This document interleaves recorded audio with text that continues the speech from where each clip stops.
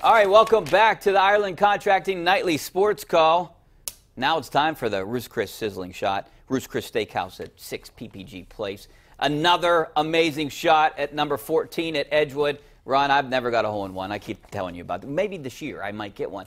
But Zach Street, the pro at Montour Heights, he had a hole-in-one on 14. The pin was tucked front left, probably about a 120-yard shot. I'm sure he used the gap wedge. I don't know what he used, but he holed out. And he did it with a lot of pressure. The guy did it in the West Penn qualifier, and he ended up winning it at Edgewood to move on to the West Penn Open, which is held at Oakmont Country Club soon. So congratulations to Zach Street, the professional. You know, I can't believe you've never had one. I mean, you play what, 8, 9 times a week? You know, I had 2 weeks off, Ron, and I played every single day.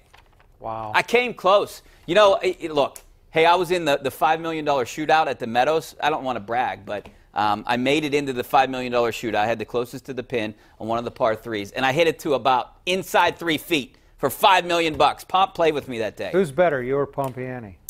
You know, let modesty not get in the way. Are you better? Yeah, I am better. Is Dulac better? Dulac and I played together. That would be a good match. I'd love to play Dulac. How about Jeff Hathorn? How good is he? He's pretty good. You know, Jeff Hathorn's pretty good. They're all pretty good. You know, that's a good foursome. Me, Jeff, Jerry, and Bob. See, I'm betting on Dulac, but you're thinking I should bet on you. Well, I don't know. We could have a match. I mean, you know, I think I beat Dulac that day. I'll drive. Dulac's pretty good. I'll drive the beer cart. Yep. You could drive the cart. How about me and Pomp versus Dulac and Hathorn, and we'll see. There you go. All right, sounds like a challenge to me. Let's go out to the phone lines. Let's go out to Rich in Greensburg. How you doing, Rich? Who you taking, me, Bob, or Jerry Dulac in a golf match? I'll go with you, Rich. All right, thanks. Hey, I got a football question and a Pirates question. The football question is not as much about Le'Veon Bell as it is just his football in general.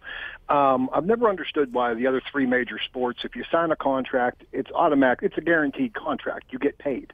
Where in football, these guys have to go to their teams and basically beg for money up front to guarantee if they get hurt, you know, that they've actually got some guaranteed money. And I've never understood, is this a matter of the players' union doesn't stand up to the owners in collective bargaining and doesn't say that, hey, if we sign a contract, you're going to pay the full balance of that? Well, I mean, yeah, that's going to be an issue when this, it's got to be collectively bargained. Are the players willing to stay out to fight for that?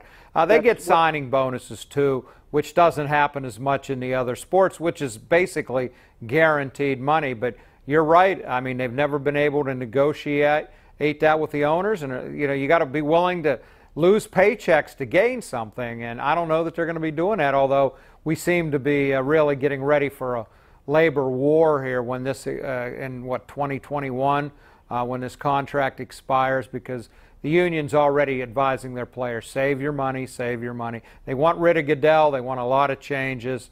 We'll see how willing they are to fight for him. Yeah, I don't know. I mean, the NFL is so powerful, and I think that's why this is set up this way. I saw the story yesterday, Rich. Each team got $255 million in national revenue last year. It's up from last year, the most ever. It's a record. Each team, before they open the stadium, sell a ticket, anything, the $255 million apiece. You know, and you know, the players. So the players want their cut.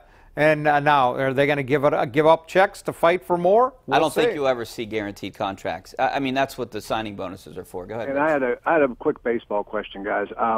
What is I was reading today on Twitter of the Pirates basically, I guess, are being investigated by Major League Baseball for not spending money that they're getting from revenue sharing? Apparently, their investigation is ongoing.